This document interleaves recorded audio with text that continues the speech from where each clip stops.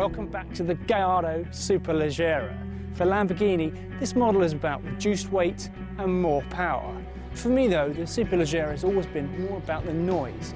When we met the previous version, we did a video with it and a bunch of other supercars in France, and the noise of the Superleggera will stay with me forever. So let's find out if this new version is just as antisocial.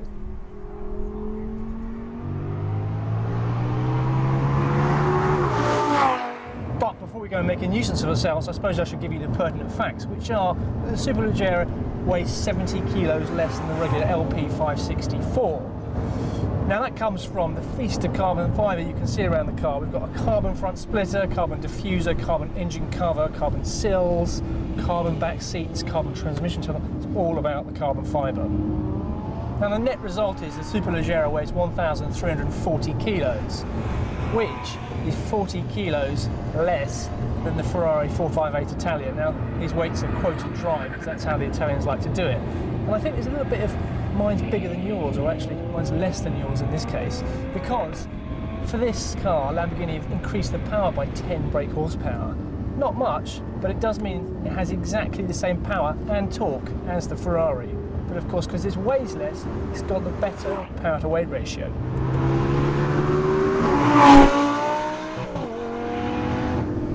Now, as you'd expect, this being the more focused version of the Gallardo, Lambo have retuned the suspension. They've changed the bushings, they've changed the springs and dampers just to make it firmer and more precise. They say it's about 70% of the settings they use for the Super Trofeo race car.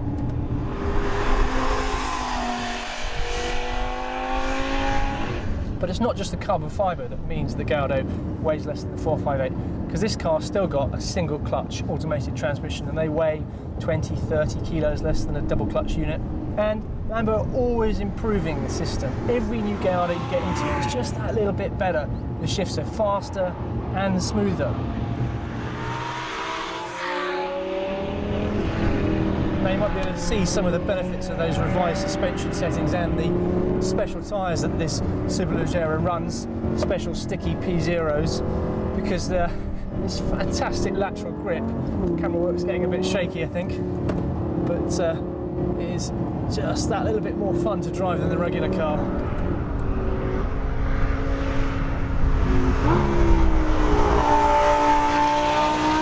The slightly curious thing about the Superleggera is how it performs on track. Compared to the regular car, the steering and the body control is better, and through faster corners the balance is pretty sweet. But into slower corners, it's almost like there's just too much rear grip, which gives you quite a lot of understeer. Now you can get through the understeer, but you have to be pretty brutal with the throttle. For road use though, that little bit of understeer does make sense, because it allows you to make the most of the grip available and it feels pretty secure. But as a track tool, it's not quite as entertaining as I was expecting.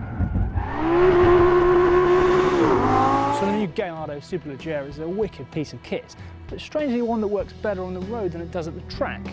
Is it better than the previous model? Well, in some respects, yes, in steering, gear change and brakes, but I don't think this one sounds quite as good. It's loud, yes, but not quite as raucous. But for me, the best model is still the two-wheel drive Balboni. So, in my opinion, what Lamborghini need to do is combine the weight saving and chassis changes of this model with the two-wheel drive layout from the Balboni. I think the name Gallardo SV comes to mind.